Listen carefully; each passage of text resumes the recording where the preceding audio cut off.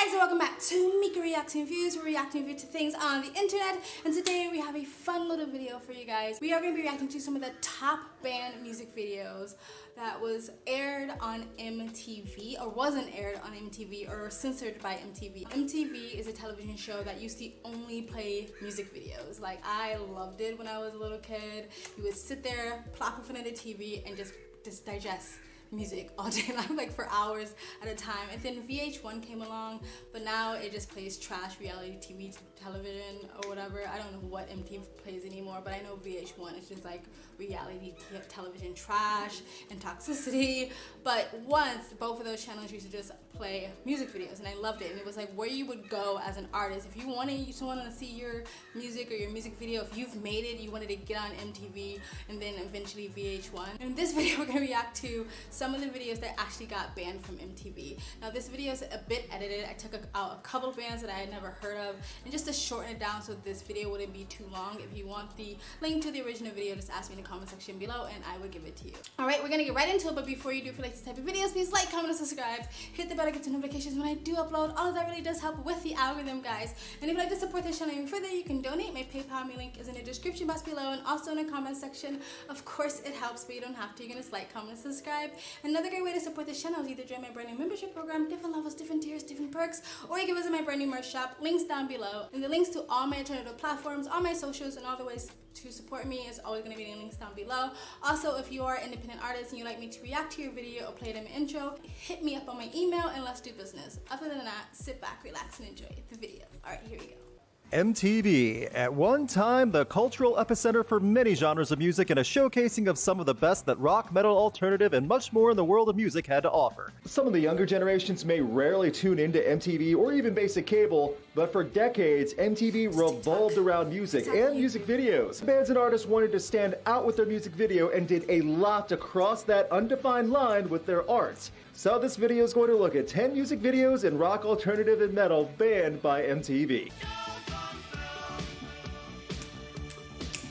Starting off with a band on their debut album, Duran Duran was making a video for their third single, Girls on Film, from their titular album. At the same time, MTV was just barely starting. So what happens when Duran Duran tries to go significantly more provocative and titillating than other music videos at the time? MTV panicked and banned the video hard. The network refused flat out to air it. The extended, uncut music video running over 6 minutes was intended to be played in clubs and venues. The original intention wasn't for basic cable. When you know that, it's easy to understand why Duran Duran wanted lots of scantily clad women in random situations in a catwalk boxing ring combo. MTV would eventually release the ban, and this was only the start of the wild evolution of MTV being terrified of showing too much, to years later when they heavily relied on the raunchy and lewd in place of anything, including music.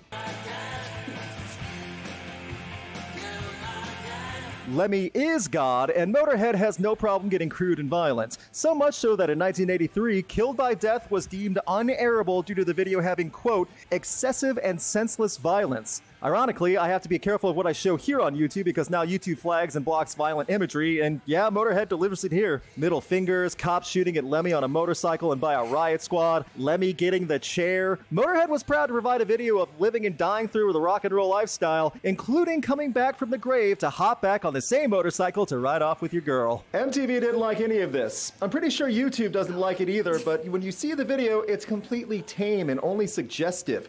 Don't feel too bad for the group though, because getting banned from MTV for this probably made them all the more prouder of the video, so it worked out for everyone. I want to break free. Queen, one of my favorite bands of all time and a band that loved to push buttons. The video for I Want to Break Free in 1982 was no exception. Queen actually had several music videos banned for one reason or another by MTV in the early 80s, but what was it that caused the video to get the axe? The band dressed as ladies. That's it. That's literally it. Cross-dressing was a serious topic that MTV did not want to encourage. It's not even the whole music video either, as Freddie and the band were wearing other clothing, but how dare the band wear ladies' garments? That troublemaker Freddie Mercury with his, mustache. Yeah. This music video is on par with 80s sitcoms and male stars dressing up as women for a hilarious laugh track. But when Queen did it, MTV refused to allow it for their righteous, wholesome airwaves. Keep in mind, though, this was the 80s, and any man that was not portrayed as completely masculine was deemed questionable to air. That sounds like a joke, but this was a big thing for a long time. Stopping it there. Wow, how far we have come. Like the first video, Duran Duran, with the scantily clad women, you know, catwalking around the boxing ring, that was too much. But now we have stuff like WAP.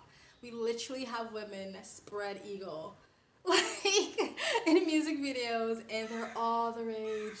People proclaim them to be masterpieces, but that was scantily clad. It's just so far. It's so funny to look back and see what people thought was too much. Even when we react to Elvis, I know Elvis was really, really controversial back then, but now when I look at Elvis, I'm like, he was so wholesome. Like, man, the evolution of where our boundaries and our values sort of progress and stuff like that is crazy. Motorhead, that was so alpha of him to come out of the grave still getting the girl. I haven't reacted to Motorhead in a long time. Let me know if you'd like me to react to him in the comment section below. And Freddie Mercury. I mean, really, how far we've come. That people used to be that afraid of a man putting on a dress. When people used to be so against like gay marriage and LGBTQ plus rights. Back then it was just LGBT. But yeah, and now it's like heavily celebrated. Now MTV and VH1 wouldn't be caught dead saying they wouldn't play a music video and a man in a dress. Actually, if there's a music video with a man in a dress, they're going to especially like play it over and over and over again on repeat.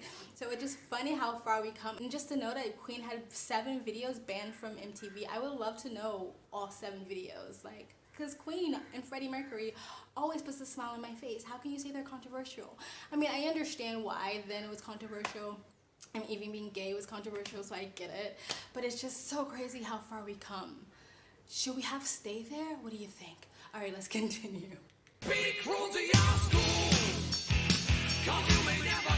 Hey kids, school sucks! Yeah, that's a big reason why parents in the 80s deemed Twisted Sister and rock in general as evil. In 1985, Twisted Sister got Alice Cooper to help out with the song and Bobcat Goldthwait to act in a zombie-filled high school where everyone is brainless and how we should be cruel to our school in the name of rock and roll. The full horror music video does get pretty intense, with living students getting sacrificed to rock? Whatever, it's 80s horror and rock. Sounds awesome, right? MTV said hard no to this for many reasons. The message, the violence, and it's a shame because everyone missed out on what the musical version of The Walking Dead would have looked like if made in 1985. To quote Mr. D. Snyder, our videos are simply meant to be cartoons with human actors. Seems obvious, but those religious moms in the 80s wouldn't take that as an excuse. Well done, pro-censorship of the Reagan era. You sure accomplished something. It's one thing to be crude, suggestive, or violent, but it's a totally different crime to go against the world of advertising. Neil Young made a statement about massive musicians and celebrities working for advertisers in the late 80s, and MTV was legitimately terrified by this because the network was afraid of advertisers pulling out and therefore losing revenue. Neil Young got pretty vicious in the video, to be fair, poking fun at Michael Jackson's hair catching on fire, and then taking shots at poor old Spuds MacKenzie. When you hear the song, though, it's completely tame. It's just a joke track with a message about Neil Young not selling to commercialism. MTV was not having any of that. Long before Neil Young took on Spotify, the man took on Pepsi, Budweiser, any massive advertising campaign in general. Neil Young's video was banned, Young wrote a public letter calling MTV executives spineless jerks, and then the music video would win Best Video at the VMAs that year. MTV, able to support music videos and the almighty dollar. Okay, so yeah, it's good to know that Neil Young has been consistent throughout his career. Okay, so that's Neil Young. I didn't know who he was when he had that whole like dumpster fire trying to get Joe Rogan banned off of Spotify. However, Neil Young does realize he's now with the corporate, right? He's with the man, because the corporate companies are the ones who's doing this, what do they call it? Cause marketing, when corporate companies pretend they care and they like splash rainbow flags and BLM all over their logos and all over their company and stuff like that. Like, basically, you're going with the narrative of the man, of the mainstream. So he's kind of consistent, but on the wrong side of history on this one, in my opinion. And yeah, I think we all are aware of like the sort of rock scare in the 80s, where a lot of people thought like anyone listening to rock music was like a devil worshiper, a Satan worshiper, a drug addict, or a loser, or just a stain on society. People were like reversing the lyrics to see if it was like saying something like Satanist or telling you to kill yourself or something like that. And I'm not saying any of that wasn't true. Like, who knows? Like, what are the subliminal messages in music these days, right? So, I'm not saying that's true, but like, I do think it went a little bit too far. But I'll have my opinion about like what I feel about people being a little bit more cautious to what's being played on mainstream at the end of this video. But let's continue. Most of you clicking on this video probably knew Nine Inch Nails was coming on the list, and Trent Reznor in 1994 went out of his way to terrify every suit wearer in MTV boardrooms. Closer is infamous for its lyrics alone, but add a music video with graphic imagery, animals alive and deceased, religious imagery, uncensored skin, and the full video of Closer was banned almost instantly. A heavily censored version of the video would later air blacking out much of the content and got creative with scene missing title cards, which only had people wanting to watch the director's cut even more. MTV censoring the video drove more people to Nine Inch Nails. To this day, Closer still is lauded with praise for an unnerving horror film vibe. MTV worked with Reznor and director Mark Romanek to get the video to work on MTV, and for those wondering about the animals, there was an ASPCA member on set to make sure no animals were hurt and they were all taken care of. In fact, the monkey got paid better than some of the staff on the video. So, good job. So we reacted to this Nine Inch Nails song on this channel, and I agree, it's a lot. Like, not a lot for me, because like I'm into horror, I'm into gore, like I like disturbing imagery, I like dark humor and like weird films and stuff like that. But I'm also an adult, so like I feel like it's okay. I have the brain development to know like how to separate reality from fiction and how not to, you know, put too much toxic or dark shit into my spirit, I guess. Not to digest too much things that might be unhealthy for my soul or my mentality. But I do get it. Like, if I was a parent and I walked in and my child was watching this Nine Inch Nails video with him floating and bodies and animals and just kind of twisted imagery, I would be a little bit concerned too.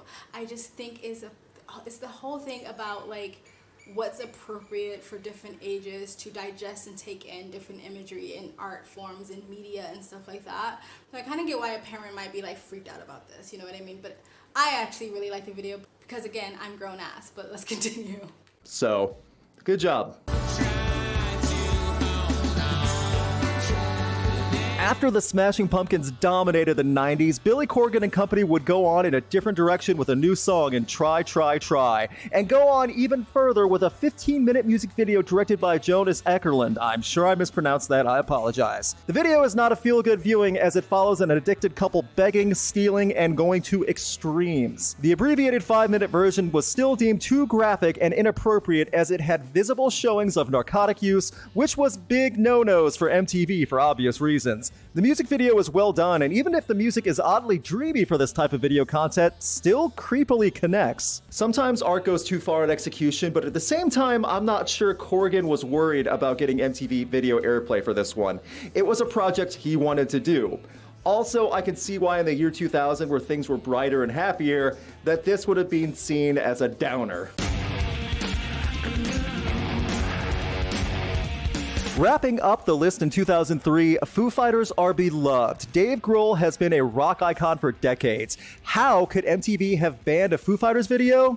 Well, you add Jack Black, a skeezy hotel, and then you just let the camera roll while they both pretend to be rednecks. Whatever you are imagining right now is probably correct. Once the lingerie got busted out and these guys got really into character, that's when MTV drew the line hard. The debauchery was seen as too much even by 2003 standards and got banned from airplay completely. It's kind of a shame because this is all clearly a joke, but I also imagine Viacom employees at the time not feeling too comfortable with seeing what hillbillies do on the weekend. There are a few rock stars who are willing to be seen putting on lingerie and rolling around in a dirty hotel bed. Or at least on camera. Alright, that's it guys. That was some of the top band music videos from MTV. That Foo Fighter video looked pretty interesting. Let me know if you'd like me to react to that specific Foo Fighter video that we just saw. Was it Tool? What was it called? I don't know. Let me know in the comment section below. And the whole Smashing Pumpkins, we haven't reacted to them in a while. Let me know if you would like me to react to that specific Smashing Pumpkins song or any Smashing Pumpkins song in the comment section below. And I personally don't have a problem with narcotics or just dark imagery being shown in music videos. I just depend on the age that is, again, digesting that content and sort of the messaging of the content. A lot of times drug use, narcotic use, alcoholism, mental health issues can be really romanticized. As long as you show the reality of what happens when those things go too far, I feel like it's fine. People need to see the reality of what goes on in the world. I don't think sort of shielding people from the dark side of life does really anybody any good necessarily. So when it comes to controlling what is being seen on entertainment, there's a part of me that understands why a lot of parents was like, please, like, we don't want our kids to be like exposed to these things. You know, we don't want them to lose their innocence or feel drawn to a toxic sort of lifestyle. I feel that more now that I'm older because I do criticize things like the hypersexualization and hip-hop of female artists, black female artists today. I'm a little less critical when it comes to rock music because I haven't seen the way that has negatively influenced the black community. Maybe it has negatively influenced some communities, but I haven't seen that the way it's negatively influenced the black community. That's why I'm a bit biased, and I can admit to that. However, it's not that I don't think those things should exist. I think the most degenerate shit you can imagine could exist in media and art is art. You should be able to express yourself however you feel to express yourself as long as you're not hurting anybody. However, it is the thing of what's appropriate. I think a lot of toxic, dark imagery is shown to kids way too young. I think that these things should be kept for older eyes, when people can have the more brain development to again understand what they're actually watching, right? How do you control that? I don't know, because I'm not pro censorship. I think people should have their freedom of speech and freedom of expression. I think you really just have to start at home, and you just wish as a public we will have enough voice to push and to influence the mainstream media or the mainstream platforms to have more of a balance when it comes to what is pushed and what is promoted into our entertainment, so it's not just degeneracy, so it's not just dark, so it's not just toxic, so you have a balance of, you know, light, dark, and in the middle. You know what I mean? Anyway, guys, tell me what you think in the comment section below. Please like, comment, subscribe, hit the bell to get a notification when I do upload. All of that really does help with the algorithm, guys. And want to support the channel further, you can donate. My PayPal, my link is in the description box below and also in the comment section. Of course, it helps, but you don't have to. You can just like, comment, and subscribe. I also have a second travel vlog channel. I travel as a lifestyle, or I live abroad. If you'd like to know where I am in the world, you can go to the description box below and also in the comment section. Hit the link, go subscribe to my travel vlog channel, and or follow me on my travel Instagram. My storage is usually what's most up to date, and you guys have an amazing day. Bye.